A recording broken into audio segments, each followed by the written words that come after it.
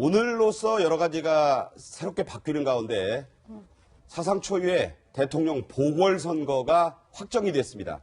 60일 이내에 이 보궐선거를 치르게 돼 있기 때문에 그 날짜의 끝은 바로 5월 9일. 아직은 이게 공표가 안 됐는데 황교안 권한대행이 이 날짜를 열흘 뒤 20일까지는 정해서 발표를 해야 합니다. 이 5월 9일을 전제로 초유의 조기 대선 전국에 대한 얘기를 저희가 영상으로 준비했습니다.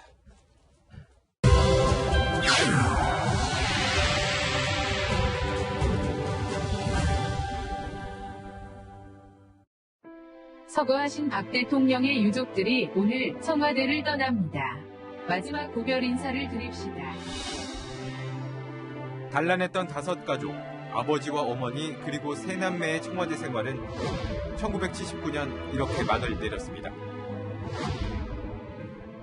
27살의 영예 박근혜는 부모를 잃고 이곳을 떠났습니다. 다시 돌아올 거라고 생각지 못한 마지막 날이었습니다.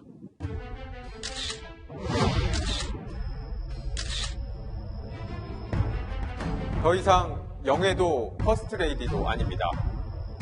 대한민국을 이끌어가는 자리, 국정 1인자의 자리, 대통령의 이름으로 돌아왔습니다.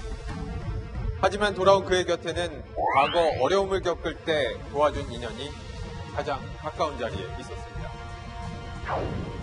40년이란 시간으로 묶인 두 사람은 대통령의 비극이자 우리나라의 비극을 만들고 말았습니다. 대통령이 청와대 참모진, 각 부처 장관들과 회의를 하던 이곳. 이렇게 가까운 거리는 왜 그리 쉽게 좁혀지지 않았을까요? 국민들과의 거리는 왜 그리 멀었을까요? 불통이란 단어는 임기 내내 대통령을 따라다녔습니다. 청와대 비서진과 대통령, 장관과 대통령, 그리고 국민과 대통령. 그 사이를 막아선 벽은 어디서 시작됐을까요? 검소하다, 침착하다, 단아하다, 약속을 지킨다.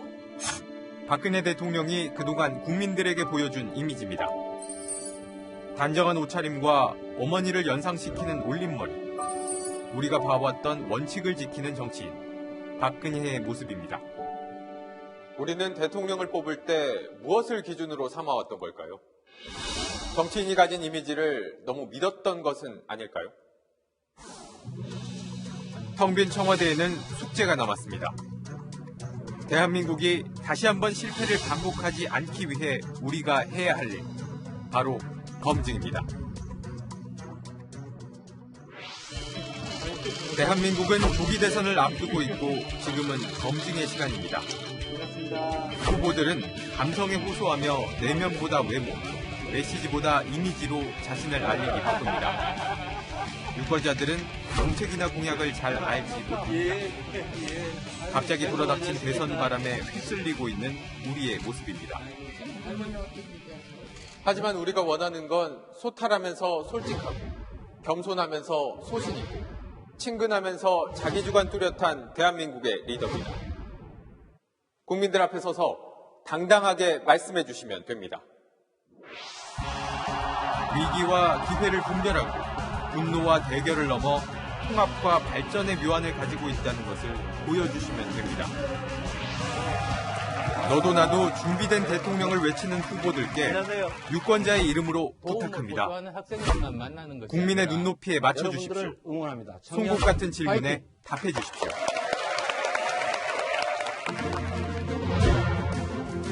한 표를 행사하기 전 검증이라는 유권자 권리는 존중받아야 합니다.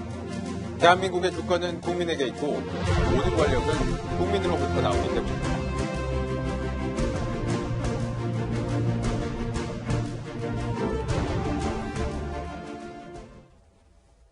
앞서 말씀드린 대로 이제 황교안 대통령 권한대행이 20일까지 대선 날짜를 공고해야 합니다. 하지만 법에 따라서 저희가 추산해 볼 때 5월 9일이 제일 유력하지 않느냐. 원래 정식 대선은 수요일 날 치러져야 되지만 네. 그게 61일째이기 때문에 법에 어긋나서 저희가 5월 9일 얘기하는 거죠. 네, 그리고 이런 지금 파면으로 인한 지금 뭐 선거의 경우에는 딱히 수요일 날 날짜를 박지 않고 요일은 좀 상관이 없다고 하고요. 선관위 유권 해석이죠? 네, 그렇습니다. 그래서 파면 이후 60일 이내에 대통령을 선거를 해야 되는데 지금 보면 5월 9일이 딱 그 60일이 되는 날이거든요. 그렇죠. 근데 그 전주를 보시면 5월 3일 석가탄신일, 5월 5일 어린이날 말 그대로 황금 연휴, 퐁당퐁당이긴 하지만 황금 연휴가 껴있기 때문에 네네. 사실 이제 저때 선거를 치르면 투표율이 더 저조할 수 있어서 네. 좀 대선 주자들도 준비하는 기간을 좀 준다는 차원에서 지금 5월 9일이 지금 유력하게 검토가 되고 있고 네. 46년 만에 봄 대선, 벚꽃 대선이 지금 치러지게 됐습니다. 사실은 이제 벚꽃 대선 언론이 그랬지만 5월 그 장미 초이면은 벚꽃 다 집니다. 서울 이 수도권에서는. 그래서 이제 뭐 유채꽃 대선이나 철쭉꽃 대선 얘기 나오는데 꽃에 비유하자면 그렇습니다. 자, 민주당에서도 이제 경선 일정이 어느 정도 나왔나요, 의원님? 예, 이제 저희는 1차 선거인단은 이미 모집을 어제까지 했고요. 그래서 163만 명이 이제 넘는 분들이 신청을 했습니다. 현재는 163만여 명. 예, 그래서 어제로 이제 닫았고요. 1차 선거인단 모집은. 그리고 2차 선거인단은 12일부터 시작해서 열흘 동안 21일까지 계속됐는데 네. 글쎄요, 굉장히 그 열화 같은 그런 관심을 보여주고 계셔서 고무되어 있기는 합니다. 예. 네.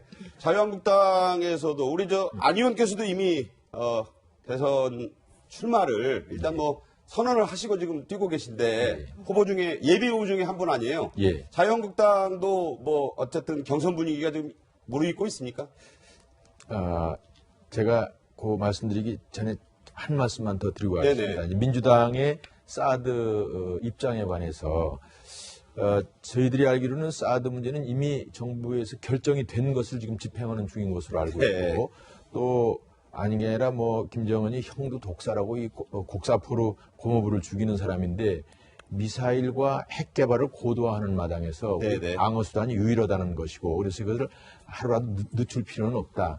중국에서 보복하는 것도 저희 생각에는 빨리 이것을 끝내면은 이제 시간이 지나면 해결이 될 수 있지 않냐 이런 생각을 가지고 있습니다. 예. 이제 저희들은 경선에 관해서 사실 그동안에 뭐 대통령이 인용되기를 기다리는 것 같아서 사실 발표를 해놓고도 거의 활동을 못했습니다. 네네. 이제는 활동을 해야 될 텐데 아마도 그래도 며칠 동안 조금 더 자숙하는 분위기를 하면서 내주 중에는 경선관리위원회를 발족을 하고 우선은 뭐 컷오프를 그래도 내주 말까지나 이렇게 하는 거 아니냐 이런 소식들이 있는데 뭐 하여간 우리도 최선을 다해서 어떻게든지 또 대통령을 저희들도 당선시키도록 최선을 다하겠습니다. 네.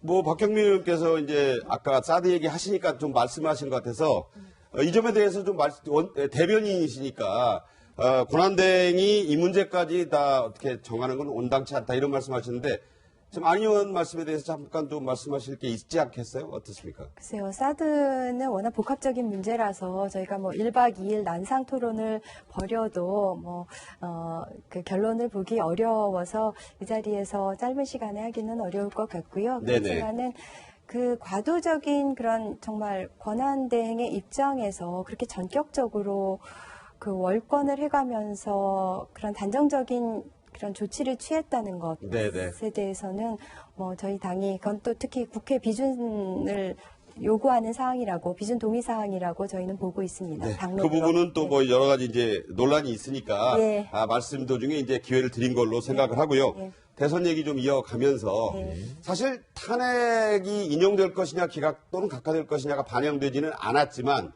금요일 오전마다 나오는 갤럽의 여론조사, 대선 후보들에 대한 지지도 여론조사가 나왔었던 게 있거든요.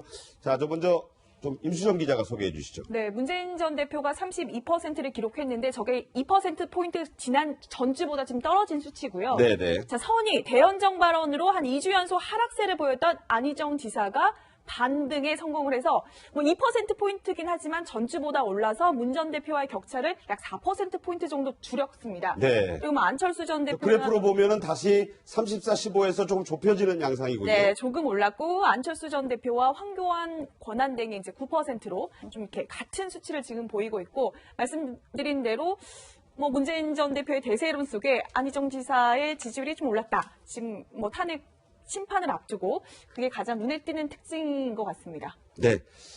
오늘 이제 저 갤럽 조사에 따르면 물론 뭐 민주당 얘기부터 하지 않을 수 없는 게 일단 전체 다자 여론 조사에서 좀 1, 2위가 나오는 게 문재인 전 대표와 안희정 지사이기 때문인데 지역별로 저희가 한번 그 갤럽 조사를 한번 분석을 해보니까 이런 조사 결과가 나왔습니다. 계속해서 좀 분석해 주시죠. 네, 서울과 수도권은 아직 뭐 문재인 전 대표가 월등히 우세한다 이렇게 볼 수 있겠고요. 충청권에서 안희정 지사가 문재인 전 대표에 좀 상당히 뒤졌었는데 많이 따라붙어서 지금 보면 2%포인트밖에 차이가 나지 않거든요. 그런데 대구 경북을 보면 이른바 보수표에서는 안희정 지사가 문재인 전 대표보다 뭐 11%포인트 더 높게 나왔고, 호남 같은 경우는 물론 월등하네요. 네, 문재인 전 대표가 45%가 나오긴 했지만 저게 의미가 있는 게 안희정 지사 입장에서는 12%가 그 전주보다는 좀 오른 수치. 단단위에서 좀 올라온 것 같습니다. 제가 보기엔. 네, 미묘하긴 하지만 좀 올랐다 이렇게 볼 수 있습니다. 그리고 이제 문재인 전 대표의 고향 쪽이라고 할 수 있는 부산, 울산, 경남에서는 33대 11. 저 추세만으로 보면 한 3배 차이가 나는 걸로 보이는데 연령별로도 조사된 게 있습니다. 이제 물론 두 후보 간에 1, 2위 후보 간만 본 건데 고정현 기자가 좀 그 나이별로 좀 소개를 해 주시죠. 예, 19세에서 29세 좀 비교적 젊은 층에서는 문재인 전 대표가 41%, 그리고 안희정 전 지사가 이제 8%를 차지했고요. 그리고 이 30대, 40대 역시 문재인 전 대표가 월등히 앞선 모습. 40대에서는 하지만 두 후보 간의 격차가 조금 줄어들어서 이 16%포인트 차가 기록됐습니다. 50대에서도 문재인 전 대표가 안희정 지사보다 좀 앞서는 걸로 나오네요. 연령대가 올라갈수록 안희정 전 지사가 이제 좀 더 많은 이 지지율을 얻고 있는 모습을 볼 수 있습니다. 네.